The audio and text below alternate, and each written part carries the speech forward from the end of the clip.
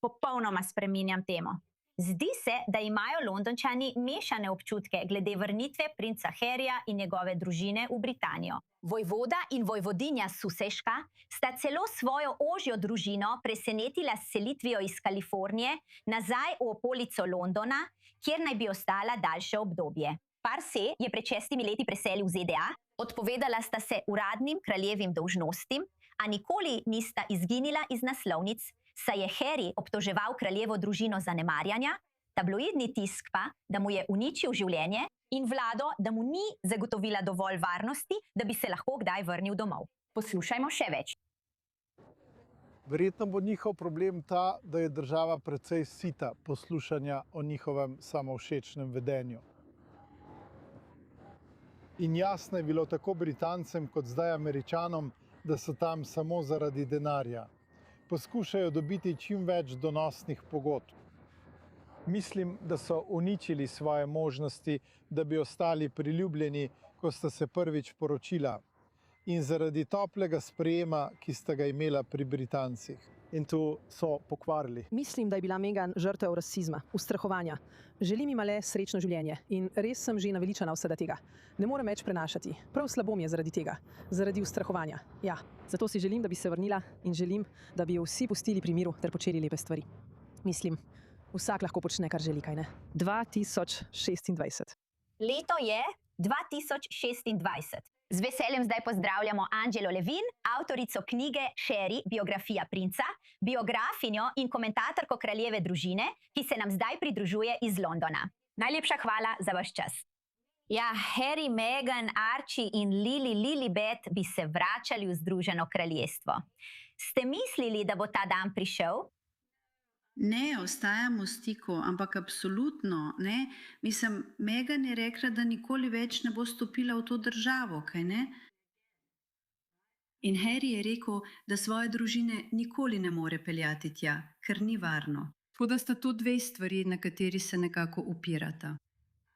In namesto, da bi to naredili nežno, radi bi prišli in videli, kako nam gre. Kralju niso povedali do 3 dni, preden so prišli, niso povedali nikomur, niti princu Williamu, ki je naslednik prestola. In tako so lahko naredili nekakšno zabavo iz tega, naredili veliko pompa in poskrbeli, da so se vsi počutili, veste, kot da so neverjetni. Tega ni več. Vsi smo jih že siti. S Harryjem sem preživela 15 mesecev in res sva se dobro razumela. Mislila sem, da je odličen. Potem je prišla Meghan in ga je preprosto uničila. Žal. Vem, da se sliši grozno, ampak ona je grozna ženska. Spomni se tiste grozne priklonitve med intervjujem, ko se je norčevala iz kraljeve družine. Družine in seveda njegov obraz. Takrat je to postalo viralno. Tiste slike ni mogoče pozabiti. Kaj se zdaj zgodi z njihovimi kraljevimi dolžnostmi, če tako rečem? Očitno sta odstopila z uradnih položajev. Zdaj, ko sta nazaj, ali se zdi, da mislita, da se lahko vrneta v to vlogo? Je to sploh verjetno? No, neverjetno je, da sta danes, prvi dan, ko sta res tam, že dala 2 naročili za obisk različnih podjetij, kaj ne? Osupljivo. Ampak nihče ju ne bo jemal resno, ker nimata več nobene povezave s kraljevo družino. Samo počneta, kar želita, ampak ne moreta dajati ukazov, in v resnici ne moreta narediti ničesar, zaradi česar bi ljudje rekli, da morata iti tja. Ampak z njima moč biti zelo previden, ker sta zelo, zelo prebrisana. In kralju so, kot sem rekla, dali 3 dni.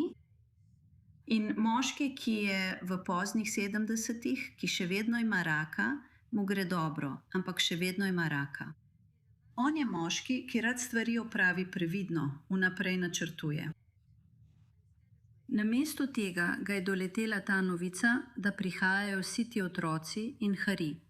In to te spravi v precej neroden položaj. In to jim je všeč, vidiš? To si želijo. Želijo si stvari, ki so težke in zaradi katerih ljudje razmišljajo o njih. Ampak mislim, da bodo ugotovili, da Anglija ni takšna, kot so si želeli. In bo kar težko za njih, ker so tako nepriljubljeni.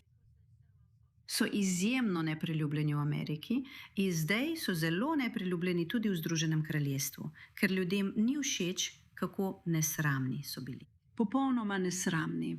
Knjiga Harryja, Rezerva, je bila izjemno ogabna do njegove družine. In to vam ni všeč. In ne bodo mislili, da je on čudovit. Nekaterim je všeč, ker je zabaven, ampak v resnici ga bodo ustavili pri marsičem. Želeli so imeti zaščito 24 ur na dan. Vendar, ker trenutno niso pravi člani kraljeve družine, tega ne bodo dobili. Zaradi tega so zelo jezni. Ampak ne morejo imeti vseh teh ljudi, ki bi skrbeli zanje, ker želijo vzeti naš davkoplačevalski denar. In jaz mu ne bi dala nobenega denarja, ker ne dela ničesar za državo ali za kraljevo družino. Ali je pri nekaterih v Združenem kraljestvu občutek, da bi morali odpustiti in pozabiti? Naj se vrnejo, da bodo otroci odraščali s svojimi bratranci in sestričnami in je čas, da vsi gredo naprej. Ali se na tem področju krepi takšno mnenje? Kakšno je vaše mnenje? Da, to vsekakor obstaja, ampak jaz v to ne verjamem. Mislim, da je krutost, ki jo je povzročil svoji družini in se ni opravičil.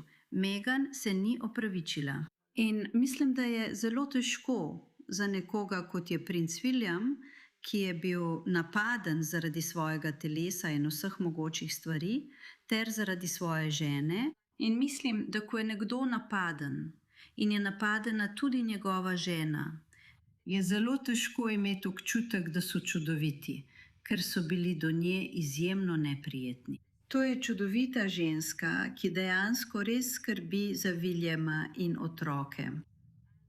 In to, da Meghan je ljubosumna manjo, zato jo ves čas kritizira ali pa naredi nekaj tik preden to naredi ona sama. In to je zelo neprijetno. Torej, ne iščem nekoga, ki ti bo povedal šalo. Pravzaprav iščem nekoga, ki mu je mar za druge ljudi in jih ne zapisuje v svoj dnevnik, kjer jih lahko vidijo zavedno. No, počakamo, da vidimo, kako se bo vse skupaj razpletlo. Če bosta morda dosegla svoj srečen konec v Združenem kraljestvu, bomo videli, kaj se bo zgodilo naprej. Vemo pa, da bo tamkajšnji tabloidni tisk navdušen. Angela Levin v živo iz Londona. Vedno cenim vaš čas. Najlepša hvala, da ste bili z nami v oddaji The Rundown.